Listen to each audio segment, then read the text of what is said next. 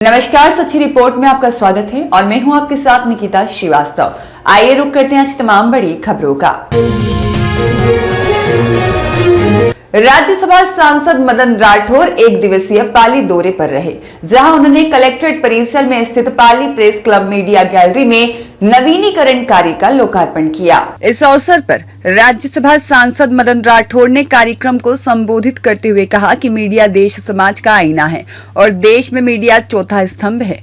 उसका मजबूत होना आवश्यक है, जो समाज में हो रही अच्छी बुरी घटनाओं को, कमियों को दिखाता है। उन्होंने इस बात पर बल दिया कि यथार्थ चित्रण के साथ सकारात्मक और अच्छे बदलाव को अधिक उभारे, ताकि समाज में सकारात्मक बदलाव आए।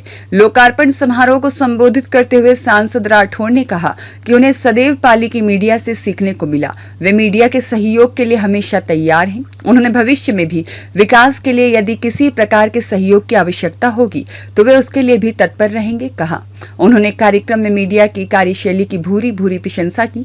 कार्यक्रम में जिला कलेक्टर LN मंत्री, DIG आदर्श सिंधु, अतिरिक्त जिला कलेक्टर डॉक्टर बजरंग सिंह और IAS Birju Gopal, ADM Bajrang Singh, SDM Vimalendra Singh Ranawat, सहायक निदेशक जनसंपर्क सौरभ सिंगारिया, नगर निगम आयुक्त नवीन भारद्वाज, सुनील भंडारी और समारोह में मौजूद रहे स्वागत किया। इस अवसर पर वरिष्ठ पत्रकार कृपाशंकर त्रिवेदी, ओम चतुर्वेदी, अरुण जोशी, धर्मेंद्र वैष्णव, कन्नू भीलवाड़ा और छगन लाल भारद्वाज का साफा पहनाकर सम्मान किया गया। जिला कलेक्टर LN मंत्री और पुलिस अधीक्षक आदर्श सिंधु ने मीडिया गैलरी के नवीनीकरण कार्य की प्रशंसा की। समारोह में अनेक मीडिया प्रतिनिधि और कलेक्ट्रेट अधिकारीगण मंच का संचालन संदीप राठौर ने किया। ये आपकी जो फाइल वहाँ गई है तो मैं उसका पीछा करूंगा और जो कुछ भी उसमें कर सके वो निश्चित रूप से करेंगे। यहाँ के पत्रकारों का बहुत प्यार मिला और यही कारण है कि यहाँ के पत्रकारों ने जिस प्रकार से मेरा प्रशिक्षण किया भीलवाड़ा जी, वैसा ही जयपुर में भी मेरा आत्मिक संबंध है पत्रकारों से। ठीक इसी प्रकार से दिल्ली में भी ऐसा हो जाए जैसे हमारे परिवार के सदस्य ही हों। जब भी मैं वहाँ जाऊँ, चाहे संसद से बाहर निकलूँ तब भी सामने, या घर पर पहुँचूँ तब भी सामने, और सब बराबर मुझे स्नेह दे रहे हैं। बहुत अच्छी बात है। ये लोकतंत्र का चौथा स्तंभ है, इसका भी मजबूत होना जरूरी है। जिस प्रकार से विधायिका, न्यायपालिका, कार्यपालिका है, उसी चौथा स्तंभ अपन मानते हैं तो समाचार जगत है। ये समाज में बहुत जागरूकता पैदा करने का काम कर रहा है। समाज में सभी क्षेत्रों की सूचनाएं लेकर सबको पहुंचाने का दायित्व पत्रकार बंधुओं का है। मैं नारद नहीं कह रहा हूं, आप मुस्कुराओ लेकिन इनके साथ मेरा बहुत निकट का संबंध रहा है। इनमें से कईयों के तो, क्यों भाई साहब याद है, मैं एक बार ले गया इनको गोरखनाथ ट्रॉली में, रेलवे ट्रॉली नहीं होती और धक्का। सुरेश पवार की रिपोर्ट। मारवाड़ जंक्शन के धापूदा होटल चौथी मंजिल पर गिरी आकाशीय बिजली, मची अफरा तफरी। मारवाड़ जंक्शन के अस्पताल रोड पर स्थित धापूदा होटल की चौथी मंजिल पर आज अचानक आकाशीय बिजली गिरने से अफरा तफरी मच गई। आकाशीय बिजली गिरने से इस होटल में संचालित बैंक ऑफ बड़ौदा का सर्वर केबल जल गया और बैंक का कामकाज ठप हो गया। वहीं होटल में लगी लिफ्ट भी दूसरी मंजिल के बीच फंस गई। यह तो गनीमत रही कि लिफ्ट में उस समय कोई व्यक्ति मौजूद नहीं था और इससे कोई जनहानि नहीं हुई, और बिजली गिरने के धमाके की आवाज कई किलोमीटर तक सुनाई दी, जिससे लोग सहम गए। सुरेश पवार की report. Marwar junction railway station railway track 7 पर 3 दिनों से खड़ी मालगाड़ी, यात्रियों का मार्ग आवागमन का हुआ पूर्ण बंद, दिखा लोगों में आक्रोश। मारवाड़ जंक्शन रेलवे स्टेशन के रेलवे ट्रैक 7 पर 3 दिनों से मुख्य आवागमन के पथ वे मार्ग पर एक मालगाड़ी खड़ी कर देने से भारी समस्याएं खड़ी हो गई हैं। पाथवे मार्ग पर स्टेशन पार से आने वाले यात्रियों को भारी मुश्किल उठानी पड़ रही है और यात्री मालगाड़ी के नीचे से होकर गुजर रहे हैं और रेलवे की 8 लाइनों को पार करना पड़ रहा है। एक बार फिर स्टेशन अधीक्षक और प्रबंधक की व्यवस्थाओं की पोल खुल रही है। यात्री जान जोखिम में डालकर मालगाड़ी के नीचे से होकर गुजर रहे हैं। मुख्य आवागमन के मार्ग पर मालगाड़ी खड़ी कर देने से यात्रियों में आक्रोश भी देखा जा रहा है। ऐसा है, गाड़ी 3 दिन से यहाँ से खड़ी है, जाने के लिए रास्ता ही नहीं है। रास्ता बंद कर दिया है और पैसेंजरों को काफ़ी तकलीफ होती है। कोई बुजुर्ग आदमी होता है वो कैसे निकलेगा बताओ मेरे को, व्हील चेयर वाला कैसे निकलेगा, इसलिए गाड़ी को हटाया जाए। 7 नंबर प्लेटफार्म पे गाड़ी 3 दिन हो गया यहाँ से खड़ी है साहब। अब हम तो निकले जो निकले, पर बुजुर्ग कैसे आदमी निकले? आने जाने की समस्या इतनी भारी हो रही है। अब बाजार जावे तो बुजुर्ग आदमी निकले यहाँ से, आने जाने की बहुत परेशानी। यहाँ से निकले तो वो ट्रेन आ जाती है और यहाँ से निकले तो ये ट्रेन आ जाती है साहब। अब आने जाने की इतनी परेशानी हो रही है, तो मैं निवेदन आपसे यही कर रहा हूँ कि इसका कोई समाधान निकालो साहब रास्ते का। यस, मारोड़ी इंजन रेलवे स्टेशन पर 7 नंबर लाइन पर विगत लगभग 3 दिन से एक मालगाड़ी खड़ी है और इस मालगाड़ी को लेकर हमारी लंबे समय से जय श्री कृष्णा साई दर्शन अपने ग्रुप द्वारा ये मांग की जा रही है कि इस लाइन पर ये गाड़ी को खड़ी नहीं की जाए, जिससे कि जो पैसेंजर होते हैं वो पैसेंजर प्लेटफॉर्म नंबर 2 और 3 पर जाने के लिए उनको मजबूरन जान जोखिम में डालकर इस मालगाड़ी के नीचे से होकर निकलना पड़ता। पूर्व में भी एक महिला जो कि मौत के शिकार हो चुकी है, कई दुर्घटना के कई रेल यात्री शिकार हो चुके हैं, परंतु अब भी मैं रेलवे विभाग से ही मांग करूंगा कि इस रेलवे लाइन पर इस मालगाड़ी को स्थायी रूप से बंद कर दिया जाए, जिससे कि रेल यात्रियों को प्लेटफॉर्म नंबर 2 और 3 पर सुगम आवागमन का लाभ मिल सके और दुर्घटना से वो बच। सुरेश पवार की रिपोर्ट। बिना बैंड बाजा और रस्मों के हुआ सुन्नती निकाह। शहर में मिसाल बनी डॉक्टर मसीरा सैयद डॉक्टर शोएब मलिक की शादी।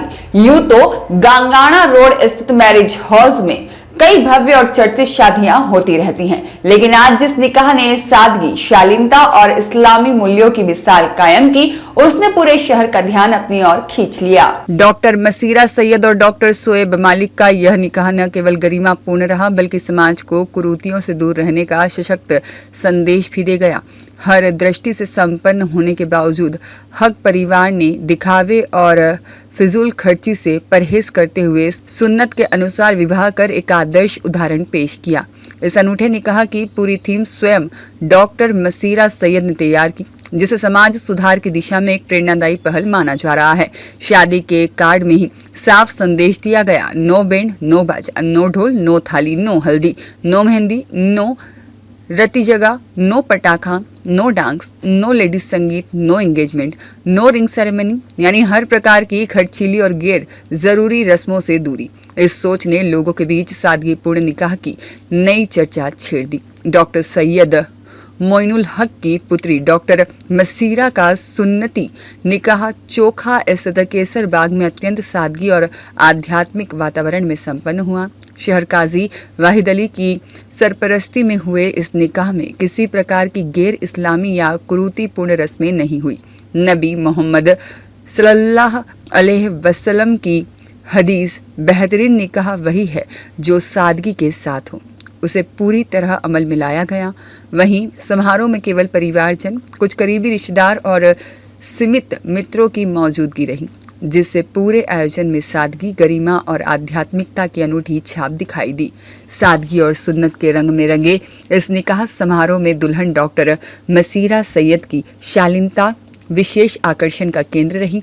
उन्होंने अपने विवाह के पवित्र क्षणों में सफ़ेद चादर ओढ़कर उस पुरानी इस्लामी रिवायत को जीवंत कर दिया जो कभी अदब और हया की पहचान मानी जाती थी। आज जहां फैशनेबल बुर्कों ने पारंपरिक शैली की जगह ले ली है, वहीं डॉक्टर मसीरा का यह कदम संस्कृति और विरासत को संजोने का एक खूबसूरत प्रयास बनकर उभरा, जिसने समारोह को और भी गरिमामय बना दिया। अंकित पुरोहित की रिपोर्ट। जोधपुर में कथावाचक साध्वी प्रेम बाइसा की संदिग्ध मौत के मामले में 20 दिन बाद पुलिस ने अहम कार्रवाई की है। बोरानाडा थाना में कंपाउंडर देवी सिंह के खिलाफ फैक्टर और चिकित्सा नियमों के उल्लंघन का मामला दर्ज किया गया है। जांच में सामने आया है कि बिना अधिकृत चिकित्सकीय सलाह के दवाइयां देने से यह हादसा हुआ। जानकारी के अनुसार 28 जनवरी को पाल रोड स्थित आरती नगर आश्रम में साध्वी प्रेम बाइसा को अचानक सांस लेने में तकलीफ हुई। उपचार के लिए बुलाए गए कंपाउंडर देवी सिंह ने उन्हें इंजेक्शन लगाए। इंजेक्शन के करीब 20 मिनट बाद उनकी हालत और बिगड़ गई। आनंद फानन में उन्हें प्रेक्षा अस्पताल ले जाया गया, जहां डॉक्टरों ने उन्हें मृत घोषित कर दिया। मामले की जांच के लिए गठित एसआईटी की पड़ताल में गंभीर लापरवाही के संकेत मिले हैं। जांच में सामने आया है कि आरोपी ने बिना पंजीकृत डॉक्टर की सलाह के शेड्यूल एच श्रेणी की दवाई दी और जो कि नियमों का सीधा उल्लंघन है। इसके अलावा आरोपी स्वयं पंजीकृत मेडिकल प्रैक्टिशनर नहीं पाया गया। पूछताछ के दौरान कंपाउंडर के बयान बार बार बदलते रहने पर शक हुआ। पहले उसने पुरानी पर्ची के आधार पर इंजेक्शन लगाने की बात कही, बाद में मेडिकल स्टोर से दवाइयां खरीदने का दावा किया। हालांकि मेडिकल स्टोर संचालक ने इस दावे को सिरे से खारिज कर दिया। एफएसएल की रिपोर्ट में मौत का कारण सांस संबंधित बीमारी बताया गया है। पुलिस का कहना है कि यदि लापरवाही और नियम उल्लंघन के आरोप साबित होते हैं तो आरोपी को 2 साल तक की सजा हो सकती है। फिलहाल मामले की गहन जांच जारी है। जोधपुर में साध्वी प्रेम बाईसा मौत प्रकरण में अवैध चिकित्सा प्रैक्टिस पर गंभीर सवाल खड़े कर दिए हैं। अब सभी की निगाहें जांच के अंतिम निष्कर्ष पर टिकी हैं। जैसे कि आपको पता है कि दिनांक 28 जनवरी 2026 को साध्वी प्रेम बाईसा है, उनकी असामयिक अननेचुरल डेथ हुई थी, जिस पर मर्ग जो है वो दर्ज की गई थी बोरानाड़ा थाने में। उसके बाद मर्ग के ऊपर जो एसआईटी गठित हुई थी, एसआईटी द्वारा बहुत बारीकी से, बहुत थरोली अपना जो सारी जांच थी वो कंप्लीट की गई। बाद उसके जो निष्कर्ष रिपोर्ट है, जो हमें सारी चीज़ें प्राप्त हुई, उसके बाद निष्कर्ष रिपोर्ट जो है वो उच्च अधिकारियों को प्रेषित की गई, जिस पर प्रकरण पंजीबद्ध किया गया है आज ही की तारीख में बोरानाड़ा थाने में, और अब उसके ऊपर अनुसंधान चल रहा है। जी मैम, कौन सी धाराओं में मुकदमा दर्ज किया गया है, किसके खिलाफ किया गया? अभी प्रथम दृष्टिया जो चीज़ें आई थी उनको ध्यान में रखते हुए 106(1) भारतीय न्याय संहिता की जो धारा है, जो कॉजिंग डेथ बाय नेग्लिजेंस से संबंधित है, उपेक्षा द्वारा मृत्यु कारित करना, उसमें प्रकरण पंजीबद्ध किया है। जी किसके द्वारा रिपोर्ट भी है क्या? नर्सिंग स्टाफ जो देवी सिंह है उनके खिलाफ सिर्फ 106(1) में अभी प्रथम दृष्टिया वही समझ में आया था, जो निष्कर्ष आया है उसमें, इसलिए उन्हीं धाराओं में दर्ज। पुलिस द्वारा रिपोर्ट दर्ज की जी मैम, क्या उसकी गिरफ्तारी हुई या उससे बेल बॉन्ड भरवाए गए? अभी अनुसंधान चालू हुआ है। समझिएगा आज ही की तारीख में 17/2/2026 को ही प्रकरण पंजीबद्ध हुआ है, तो अभी अनुसंधान चल रहा है। जी अवेलेबल है या 106(1) अवेलेबल है, परंतु ये सब चीज़ें प्रथम दृष्टिया, जैसा कि मैंने आपको बताया, आज ही प्रकरण दर्ज हुआ है, तो अभी अनुसंधान जब तक पूर्ण नहीं होता तब तक कुछ भी फाइनल कहना मुश्किल है, परंतु प्रथम दृष्टिया यही स्थिति है। मैम, जैसे अजय शर्मा जी ने अपने इंटरव्यू में कहा था कि नार्को टेस्ट किया जाएगा और डीएनए जांच की जाएगी, उसका क्या हुआ? वो सब इस स्थिति में होता यदि हमें कोई बहुत ही ज़्यादा संदिग्ध परिस्थिति मिलती एफएसएल, विसरा, हिस्टोपैथोलॉजी में, लेकिन ऐसी कोई भी स्थिति नहीं आई। आपको बिल्कुल पता है कि मेडिकल बोर्ड द्वारा भी एक ओपिनियन दी गई है स्पष्ट, जिसमें पॉइजनिंग, जहर, ऐसी कोई भी घटना नहीं मिली, इसलिए ये सारी चीज़ों की आवश्यकता हमें अभी नहीं लगता कि है। साध्वी की मौत के बाद में विरमनाथ ने कौन कौन से राजनेताओं से बातचीत की थी और उस क्या बात की थी, क्या बात की थी? आपने कैसे आपने क्लीन चिट दी है कि ऐसा कोई नहीं है? कौन से राजनेताओं से बातचीत हुई थी? देखिएगा, एक तो वो इस केस का, ना इस जांच का, ना इस केस का कोई सब्जेक्ट मैटर था, परंतु क्योंकि शुरू से काफ़ी सस्पिशियस बातें आ रही थी, तो उन्होंने इस संबंध में कि घटना कैसे हुई, इस संबंध में कोई भी बात नहीं की राजनेताओं से। उन्होंने बस इस चीज़ को समझने की कोशिश की कि किस तरीके से साध्वी प्रेम बाईसा की अनटाइमली डेथ हो गई। तो वो राजनेता क्या बताते हैं मैडम? वो राजनेता जो है वो सब जांच का हिस्सा नहीं है। जी अच्छा, उनके वो अजमेर से कथा करके आई थी, बड़ा केस घर में पड़ा था, उसके अलावा क्या उनके खाते से ट्रांजैक्शन कोई हुआ, ऐसी कोई जानकारी में? ऐसी कोई भी चीज़ हमने उनके खातों के डिटेल्स मंगाए हैं, ना सिर्फ उनके पिता के भी, और उनका जो ये ट्रस्ट टाइप जो चलता है उसके भी, जनजीव कल्याण के, उनके भी हमने खातों के डिटेल्स मंगाए हैं। उसमें कोई बहुत अजीब सा ध्यान एकदम से चेंज करने वाला ऐसा कोई भी ट्रांजैक्शन हमें नहीं मिला। मैम, अब साध्वी की मौत के बाद जो उनकी संपत्तियां हैं या ट्रस्ट है, वो उसका फायदा किसको मिलने वाला? क्या किसी को बैक लाभ, उस एंगल से भी जांच की गई? इस एंगल से जांच की गई थी, परंतु जांच की निष्कर्ष रिपोर्ट में ऐसी कोई भी तथ्य सामने नहीं आए थे, परंतु फिर भी यदि ऐसी कोई चीज़ दौराने अनुसंधान भी सामने आती है, तो अनुसंधान अभी पूर्ण नहीं हुआ है, अनुसंधान जस्ट अभी प्रारंभ हुआ है, ऐसी कोई भी चीज़ आएगी तो हम उस एंगल को ध्यान में रखेंगे। जिस तरह से कंपाउंडर को आपने लापरवाही का दोषी मान लिया इंजेक्शन लगाने के मामले को लेकर, क्या विरमनाथ दोषी नहीं बनता है? अगर उसकी बेटी की इतनी ज़्यादा तबीयत खराब हो रही थी, उसके बावजूद भी वो अस्पताल लेकर नहीं गया, तो वो दोषी नहीं बनता इस मामले में? जी, जैसा मैंने आपको बताया कि अंकित पुरोहित की रिपोर्ट।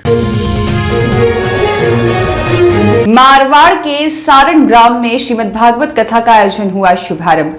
नगर से निकली भव्य कलश यात्रा, उमड़ा जन सैलाब। मारवाड़ जंक्शन के सारण गांव में पुष्पावती गौशाला समिति के तत्वावधान में संगीतमय श्रीमद् भागवत कथा ज्ञान यज्ञ महोत्सव नानी बाई का मायरा का आयोजन आज से शुरू हुआ। सारण गांव ग्राम पंचायत प्रशासक गजेंद्र सिंह ने बताया कि आज विधिवत भागवत कथा के उपलक्ष्य में भव्य कलश यात्रा का आयोजन किया गया। कलश यात्रा में सैकड़ों की तादाद में महिलाओं ने सम्मिलित होकर के गाजे बाजे के साथ कलश यात्रा निकाली, जो कि पूरे गांव से निकाली गई, जहां ग्रामवासियों ने पुष्प वर्षा कर कलश यात्रा जुलूस का स्वागत किया और कथावाचक कौशिक महाराज द्वारा शुरू किया गया है।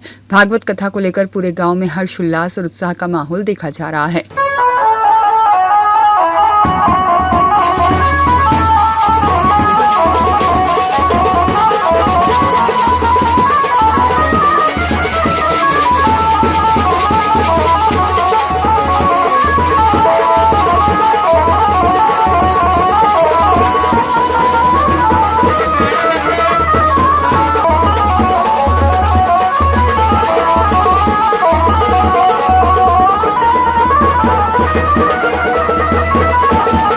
सुरेश पवार की रिपोर्ट।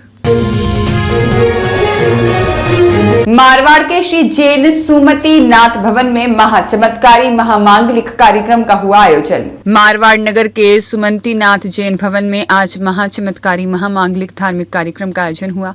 महामांगलिक कार्यक्रम प्रवर्तक प्रदाता गुरुदेव धर्मचंद विजय के सानिध्य में आयोजित हुआ। कार्यक्रम में महामांगलिक कार्यक्रम में धर्म लाभ प्राप्त करने के बारे में बताया गया। कार्यक्रम में मंगल पाठ, धर्म उपदेश और विशेष आशीर्वाद वचन कार्यक्रम का आयोजन भी हुआ। मांगलिक कार्यक्रम में सैकड़ों की तादाद में जैन समाज के समाज बंधु मौजूद रहे। उसके बाद भगवान आदिनाथ का महापूजन का आयोजन भी हुआ। सुरेश पवार की रिपोर्ट। संभागीय आयुक्त डॉक्टर प्रतिभा सिंह ने बुधवार को पाली जिला कारागृह का आकस्मिक निरीक्षण कर व्यवस्थाओं का जायजा लिया। इस दौरान उन्होंने संपूर्ण कारागृह और बैरिक में साफ सफाई को देख संतोष जताया। उपखंड अधिकारी विमलेंद्र सिंह राणावत ने बताया कि संभागीय आयुक्त के औचक निरीक्षण के दौरान उन्होंने कारागृह सुरक्षा व्यवस्था, कैमरे द्वारा की जा रही निगरानी, सामान्य व्यवस्था और विचाराधीन बंदीगण से वहां उपलब्ध होने वाली मूलभूत सुविधाओं, भोजन, चिकित्सकीय सुविधा, पेयजल, सफाई व्यवस्था आदि के बारे में जानकारी ली।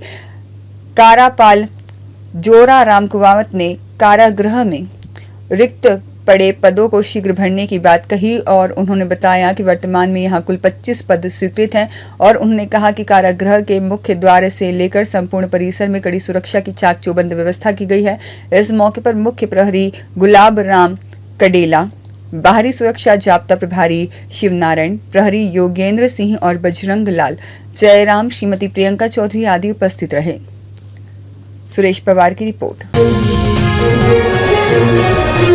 मारवाड़ के कंटालिया बांध से सिंचाई के लिए खोली गई चौथी पांड, किसानों में खुशी की लहर। मारवाड़ जंक्शन में कंटालिया बांध से बांध कमांड क्षेत्र के किसानों के फसलों की सिंचाई के लिए आज चौथी पांड खोली गई। कंटालिया बांध से रबी की फसल की सिंचाई के लिए कमांड क्षेत्र के किसानों को चौथी पांड नहर खोली गई।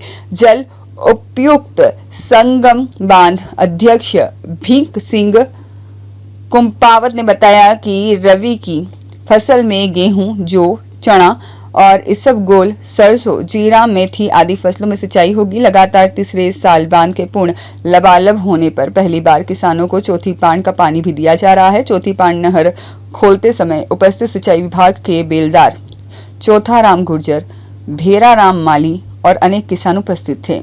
सुरेश पवार की रिपोर्ट। वर्ष 2018 में हाईवे निर्माण के बाद 2023 में बिपरजॉय के जख्म अभी भूले ही नहीं है नगरवासी और तखतगढ़ पालिका क्षेत्र में विकास या लापरवाही। करोड़ों की परियोजना जवाबदेही की प्रतीक्षा में तखतगढ़ नगर के 2 क्षेत्र में आने वाली आम जनता वर्ष 2018 में NH 325 हाईवे निर्माण के बाद 2023 में एक ही महीने में 2 बार बिपरजॉय के जख्मों को अभी भूल ही नहीं है। लेकिन वर्तमान में तखतगढ़ कस्बे में चल रहे करोड़ों रुपए के विकास कार्य कस्बे के भविष्य को संवारने का अवसर भी है और प्रशासनिक जवाबदेही की प्रतीक्षा में भी देखी जा रही है।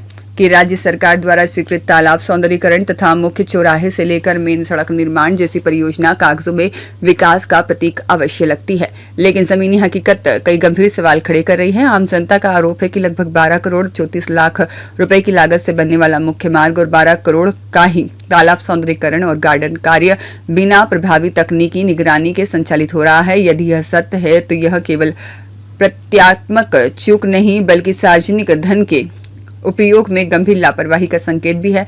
किसी भी निर्माण कार्य की गुणवत्ता सुनिश्चित करने के लिए नियमित साइट निरीक्षण, सामग्री परीक्षण और डिजाइन मानकों का पालन और कार्य प्रगति की पारदर्शिता अनिवार्य होती है और इन प्रक्रियाओं की अनुपस्थिति भविष्य में सड़क धंसने, जलभराव और संरचनात्मक क्षति और अतिरिक्त मरम्मत खर्च का कारण बन सकती है। तालाब सौंदर्यीकरण जैसे कार्यों में तो तकनीकी सावधानी और भी आवश्यक है, क्योंकि यह केवल सौंदर्य से जुड़ा विषय नहीं बल्कि जल प्रबंधन, भूजल पुनर्भरण और साथ ही शहरी बाढ़ नियंत्रण से सीधे जुड़ा हुआ एक विषय है। यदि जल आवक मार्ग अवरुद्ध होते हैं या जल धारण क्षमता कम हुई तो आने वाले वर्षों में जलभराव और जल संकट दोनों की आशंका बढ़ सकती है, जिसका वास्तविक अर्थ केवल बजट घोषणाएं, शिलान्यास या निर्माण की औपचारिक शुरुआत नहीं। विकास तब सार्थक होता है जब निर्माण टिकाऊ हो, पारदर्शिता बनी रहे और जनता को उसका दीर्घकालीन लाभ मिले। अन्यथा करोड़ों रुपए खर्च होने के बावजूद जनता को समस्याएं ही विरासत में मिलने वाली है। यह भी आवश्यक है कि संबंधित विभाग तत्काल तकनीकी निरीक्षण सुनिश्चित करे, गुणवत्ता परीक्षण रिपोर्ट सार्वजनिक करे और कार्य प्रगति की जानकारी नागरिकों के लिए उपलब्ध कराए। साथ ही जनप्रतिनिधियों और नागरिक समितियों को निगरानी प्रक्रिया में शामिल करना पारदर्शिता की दिशा में एक महत्वपूर्ण कदम हो सकता है। अन्यथा वर्ष 2018 में NH 325 हाईवे निर्माण के दौरान सांडेराव से लेकर तखतगढ़ चौराहे तक किस तरह वर्षा जल का जलभराव हुआ और किसके लिए आफत बनेगा, जिसकी किसी भी जनप्रतिनिधि या तकनीकी अधिकारी द्वारा कोई ध्यान नहीं दिया जा रहा है। अगर ध्यान भी दिया तो कुछ स्थानीय लोगों ने दिल्ली पहुंचकर मुख्य चौराहे पर प्रस्तावित फ्लाईओवर को ही निरस्त करवा बैठे, जब 2023 में 18 जून से 10 जुलाई तक की महीने में 2 बार बिपरजॉय चक्रवाती तूफान का दंशडूब क्षेत्र की जनता ने भुगता है। उनको जाकर पूछिए कि वह इस जोखिम को अभी भूली है या नहीं। हालांकि तखतगढ़ के नागरिक विकास के विरोध में नहीं है, बल्कि केवल चाहते हैं कि विकास टिकाऊ हो, ईमानदारी से हो और आने वाली पीढ़ियों के लिए उपयोगी साबित हो। अब यह प्रशासन पर निर्भर करता है कि वह इन परियोजनाओं को जन विश्वास की मिसाल बनाता है या लापरवाही का प्रतीक। खीमाराम मेवाड़ा की रिपोर्ट। झांसी में बिगड़ती ट्रैफिक व्यवस्था को लेकर झांसी मंडल आयुक्त विमल दुबे, वरिष्ठ पुलिस अधीक्षक BBTS मूर्ति ने साथ मिलकर सड़कों पर बढ़ रहे वाहनों के कारण अक्सर होने वाले ट्रैफिक जाम को लेकर रोड प्लान तैयार किया, जिसमें झांसी के व्यस्ततम एलाइट चौराहा पर डिवाइडर लगाकर ट्रैफिक को सुचारू करने का प्लान किया, जिससे ट्रैफिक संचालन में कुछ सुधार देखने को मिला, जिसकी कमान को RTO झांसी राजेश वर्मा ने संभाला। RTO राजेश वर्मा ने खुद चौराहे पर खड़े होकर वाहनों को सुचारू किया और वाहन चालकों को ट्रैफिक नियम का पालन करने की भी हिदायत दी। तो वहीं उत्तर प्रदेश सरकार लिखी ट्रैफिक जैम करती नो पार्किंग में खड़ी 4 पहिया वाहन का चालान भी किया गया। आपको बता दें कि पिछले 2 वर्षों में लगभग 70,000 से अधिक वाहन झांसी में पंजीकृत हुए हैं, किंतु सड़कें वही हैं, जिस कारण ट्रैफिक जाम की समस्या बनी रहती है। आकाश कुलश्रेष्ठ की रिपोर्ट।